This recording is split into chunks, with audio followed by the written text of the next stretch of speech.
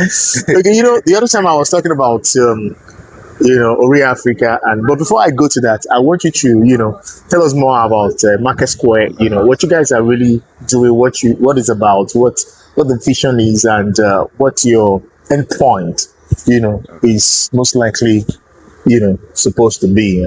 Actually, so when I go to Ibadan, yes, fine. I grew up in Ibadan. I was raised in Ibadan, but when I got back, everything still feels new. Like so many, it was this jackpot syndrome time, and most of our people have left the country already.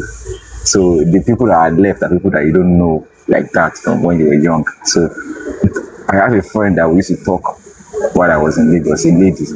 I saw coach, she's a makeup artist, but we talk often. So and I noticed the pattern between myself and her. Most times when we see, we are always talking about business.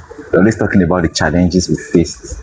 So she's always telling me stuff that most times I feel I need to hear these things, because she has been doing business in this Ibadan. I'm just starting, so I think everything she's saying will be relevant exactly to the environment. Exactly. So, and most times when I'm talking, I'm only talking from the perspective of what is in Lagos, and she always sees it as something valid, like this thing feels new. Like, can we implement it here? So how do you get it to do it in Lagos? And I say, I did that with that used to be. So I noticed that the pattern of our conversation is always like that. Okay. I just thought, like, instead of making it just me and let's invite other guys. Let's hear from different people. Let's make it, the more the merrier. Exactly, and let's bring this thing together. So since you are the one telling me stuff about Ibadan, let me hear from 5 other people, 10 other people, and then bring all the ideas together. And then let's also bring people that I know from Lagos too.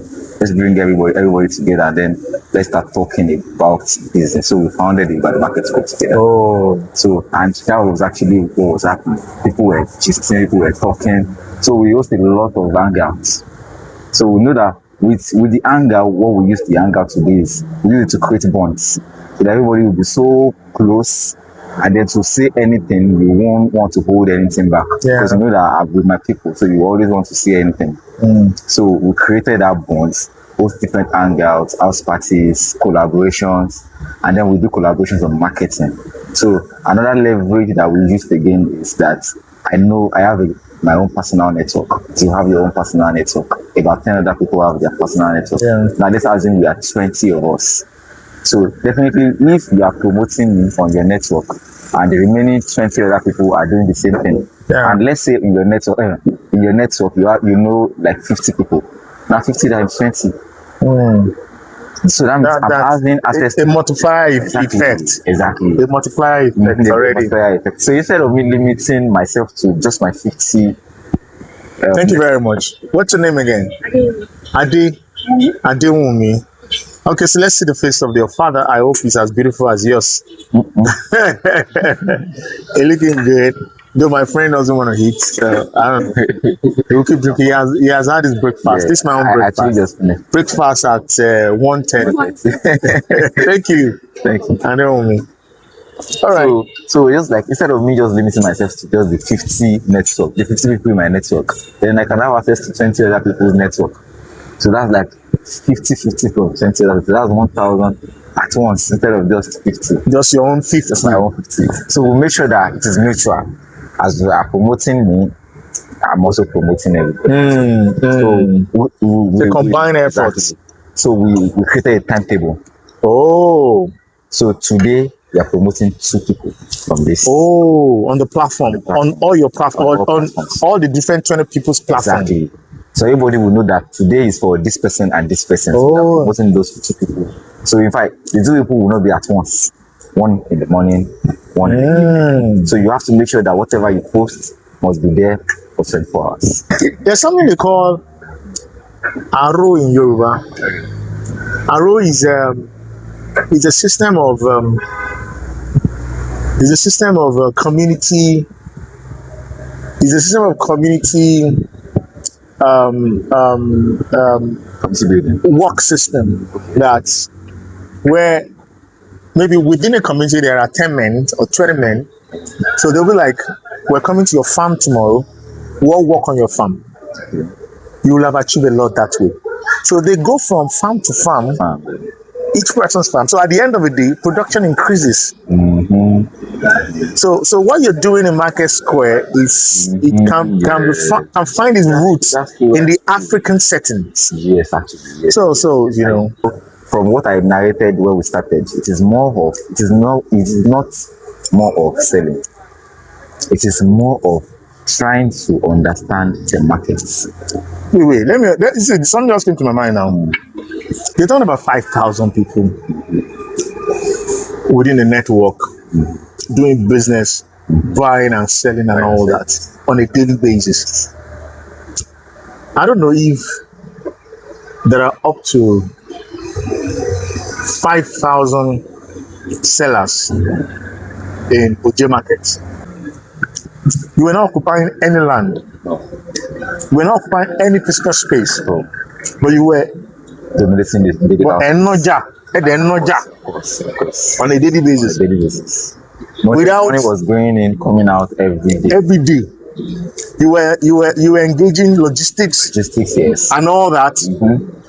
But there was no physical place like the Oje Market that is occupied physically, and everybody have to travel down to Oje Yes. before they You don't can need to buy leave your or do anything. But this one, from the comfort of your home, over 3,000 people You're transacting. were transacting business on a daily basis. That's not a small market. But I think from our conversation today, maybe you can explain the concept of what the community is all about. Then me, I will look at it from the business part of it, and then we'll try to blend it together. All right. So, the concept of Ori Africa is very straightforward. That's the fact that Ori Africa, what we intend to work on, it's not nothing new. It's not anything new that somebody has not worked on before, but we're just going a step further, building on what has been happening before. Because if you say that what you are doing is totally new, you're just deceiving yourself. Exactly. Everything started from something. You understand? So you're standing on somebody's shoulder to shoot higher than maybe the person shot earlier. So now the concept of Ori Africa is to identify African potential, not Ibadan potential, not Ogbomoso potential, not Nigeria potential, but Africa potential, and then emphasize the same.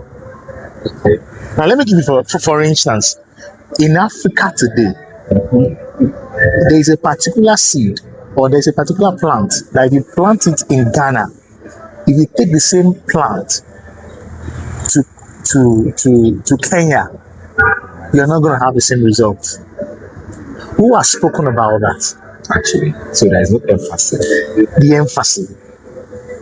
You understand? And that's the more reason why Ori Africa, part of our journey is to travel across the 54 African countries, identifying the potentials that are there. Over the years, starting from the days of telegram, letter writing, announcement, radio, up to social media, it has been rigged against Africa. The emphasis has always been poverty in Africa, corruption in Africa. Let's give them AIDS. Let's help them. No, that's not true. There's poverty all over the world. There's poverty in America. There's poverty in Asia. There's corruption in everywhere. There's corruption in America. There's corruption everywhere. In all the continents there are. But they don't emphasize on it. Rather, they emphasize their potential. They emphasize their qualities and project that for the world to see. But when the narratives of African is being told, They tell the wrong part. they tell the negative part of it and let that overshadow the positive part, which is a lot more. Why will a white man be telling the story of a black man? So it's sad. That's one of the things Ori Africa is also doing. It's sad because a man who does not know the difference between Ojo, the name of a person, Ojo, rain, Ojo, a coward, Ojo, days. Do you understand? Cannot tell, and he doesn't even know how to pronounce Ola Onipekun. From captions. I mean, he understands the language they're saying. Of course, you. And then for the purpose of our viewers out there, I like to say that it's a journey that we have embarked on already. You understand?